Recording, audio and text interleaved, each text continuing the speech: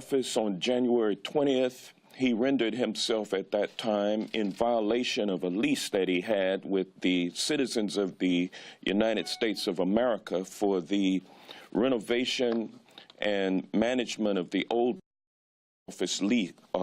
post office here in Washington, D.C. And the reason why is that there's a clause in that lease that says that it shall not be a public official of the United States of America, an elected official, cannot share any benefits under that lease. And that lease agreement clause is in keeping with the emoluments clause of our Constitution. And Donald Trump, being an elected official of the United States of America when he took office, rendered himself in violation of that lease. And since that time, members of the House Committee on Transportation and Infrastructure have sent a total of 5 letters to the General Services Administration requesting critical information related to the apparent breach of the terms of the old post office lease with the Trump Organization and the potential conflicts of interest raised by President Trump's role as both landlord and tenant at the old post office building. The agency has either ignored or sent inadequate responses to each of those letters.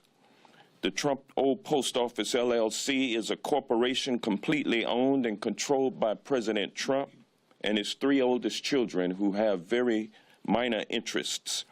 The lease agreement explicitly prohibits any elected official of the U.S. government from serving as a lessee or from obtaining any benefit that may arise from the lease.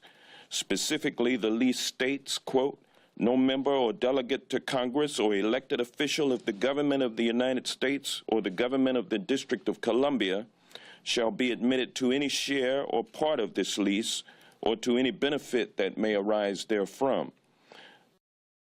Last time I checked, the President of the United States is indeed an elected official, and this one's under investigation. Ranking members DeFazio and I introduced a resolution of inquiry to force GSA to produce the following documentation. 1, all guidance or direction to the acting administrator or other GSA staff regarding responses to requests for information from members of Congress and ranking members of committees.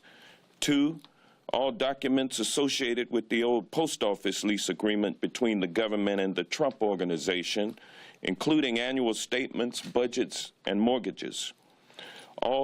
3, all legal memorandum opinions regarding the old post office lease agreement. We need to assure the taxpayers that President Trump is not enriching himself while serving in the ultimate position of public trust. As ranking member of this subcommittee, I consider this to be my top priority. And I urge my Republican colleagues to stop protecting the financial interests of Donald Trump and start following the law and the Constitution and resolve this issue for the benefit